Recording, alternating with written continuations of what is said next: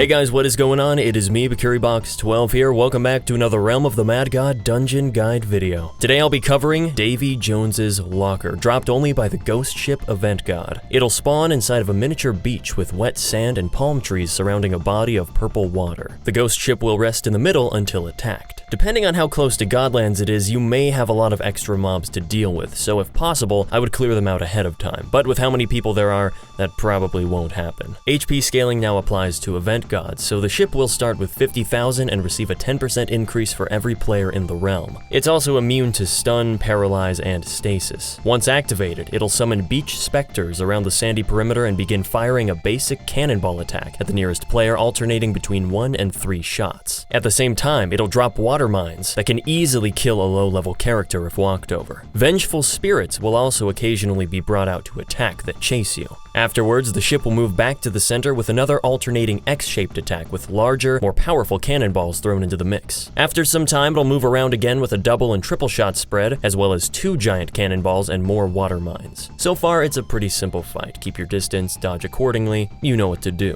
When it reaches about a quarter of health, Tempest Clouds will be summoned at close proximity to close everyone in. You can still run in between them to get back to the beach, but the lightning bolts deal a fair amount of damage at low defense, so don't run through them more than you have to. There is a small gap in between the lightning bolts that you can squeeze through, but it can be hard to pinpoint. His final attack is made up of a circle of bullets. The challenge here comes from needing to dodge something so close to you without backing up into the clouds, but it has just the right amount of chaos. There may be a lot going on that you have to avoid and take note of, but you remain in the same general area, and its well-integrated difficulty scaling conditions you to slowly play better. Thanks to the HP scaling, it doesn't die immediately in large crowds. It's a pretty fun team fight. I like the ghost ship. It doesn't feel like I'm gonna get swarmed by enemies like at a Cube God or Skull Shrine, but it still requires my attention. I remember when it came out too. It was one of the first big changes that Kabam made, and it left a pretty good impression of Realm's new owner.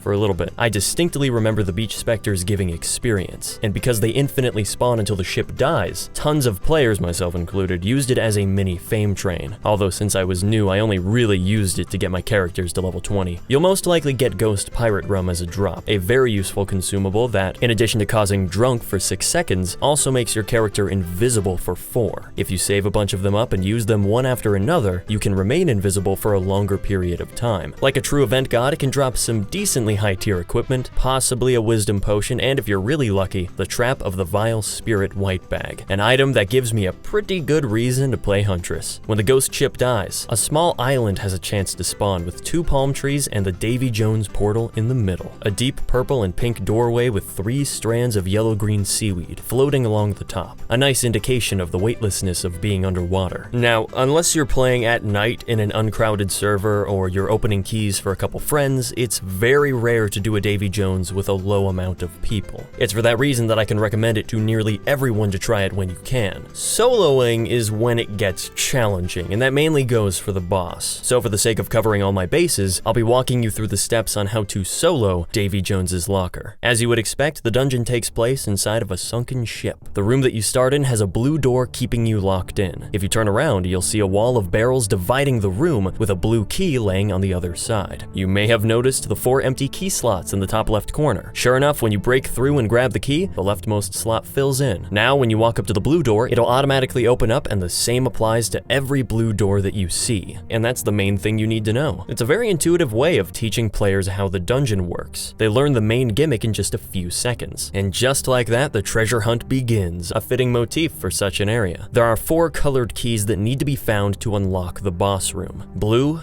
green, red, and yellow in that order. The green key can only be found in a blue room, the red key is in a green room, and the yellow key is in a red room. This means that once you find a key, you can ignore every other door of that color that you were just in. For example, if you find the green key, then you no longer need to go into any blue rooms, because the red and yellow keys can't be in there. And with every key that you collect, there will be less rooms to wade through. Say we have 26 rooms in total. 12 of them will be blue, 8 will be green, 4 will be red, and the final 2 will be yellow, one of which leads to the boss, and will always be pointing straight up. It's not a huge dungeon, but you will be running into a lot of dead ends. With a decent-sized group though, you can easily divide and conquer the whole place in no time. When it comes to the enemy variety, it's perfectly accurate to the source material. Pirates, skulls, ghosts, rats, fish, and plenty of barrels, crates, tables, and maps on the walls to set the appropriate tone. When it boils down to the combat, however, you can ignore most enemies even with basic speed. Since you're always looking for a new room, you don't have time to stop and fight, and when you do find a key, you can grab it and bail out in under a second. This is made even easier due to the low ground speed of most enemies. Now make no mistake,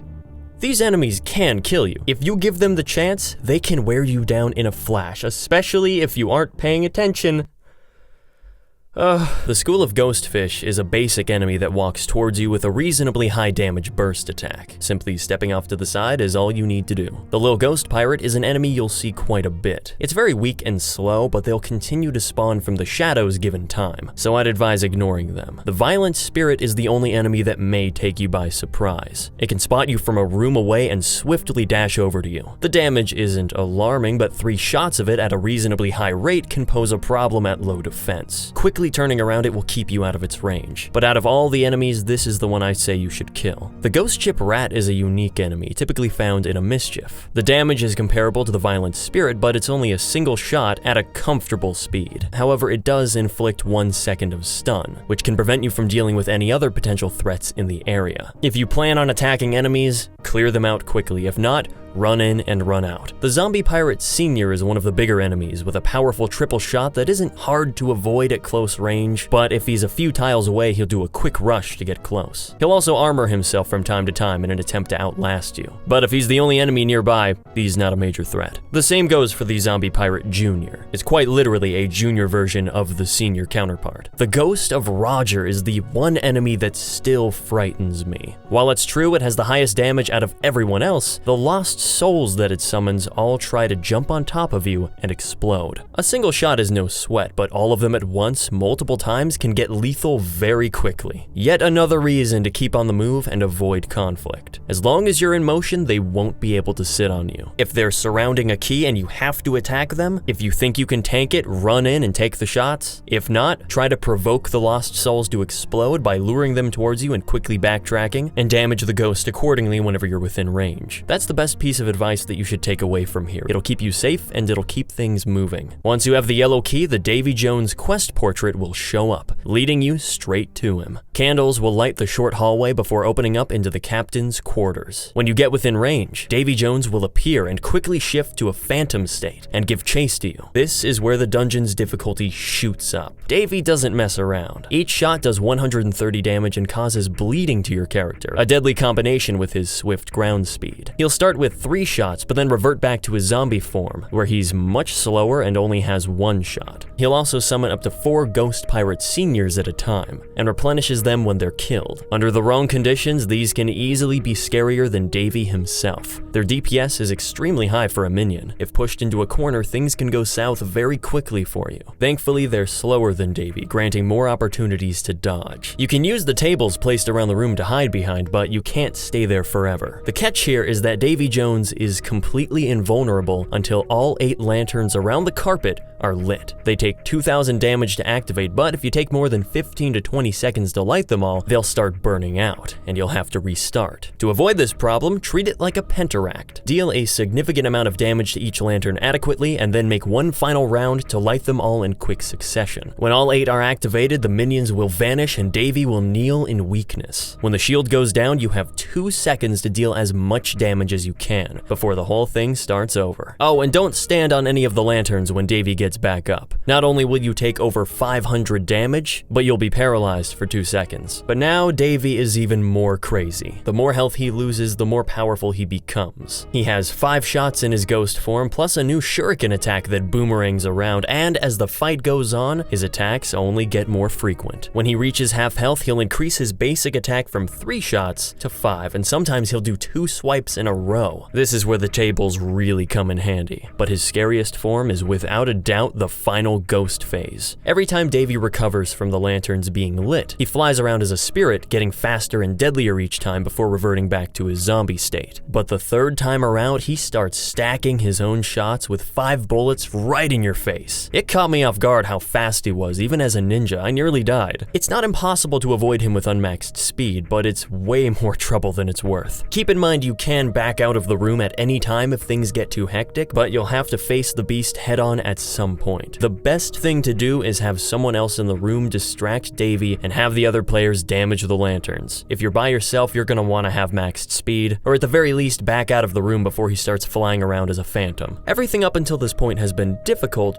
but manageable. It's that final form that can cause serious damage if you don't pay attention, even with a lot of people. But as long as you keep moving around the room, regularly clear the minions, have someone distract Davy, take cover behind the tables when necessary, and light up all the lanterns in under 20 seconds, you can own the fight. The loot you can get is about what you would expect from this level of dungeon. Mid-tier items, treasures, mark, wisdom, and possibly an attack. Unlike most dungeons, getting a potion drop from here has always been a lot more fickle in my experience. Even in a small group of people, I'm never sure if I qualify for Soulbound. It always ends up being a mark. There's a pretty cool trickster set you may be able to score. The Captain's Ring isn't anything special, but the Spectral Cloth Armor is a good boost to your DPS if you don't mind the defense downgrade. The Ghostly Prism leaves bombs behind instead of decoys, which can be tricky to time but fun to mess with. And the Spirit Dagger is a funky alternative to your main dagger with a wide range of damage and a wavy shot pattern. And that about does it for Davy Jones's locker. I really like it. I love the ghost ship as an event. Like I said, it's really fun to fight with a large group, and the locker itself is dark and gritty with a cool key finding gimmick. It only gets difficult in that final form of the boss, and even then, that's only when I was soloing. The biggest problem I have is that the loot is inconsistent. Considering it's not a super common dungeon, I would like it to be worth the trip.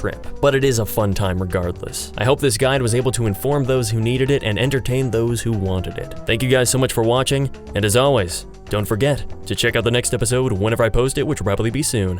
Alright, see ya.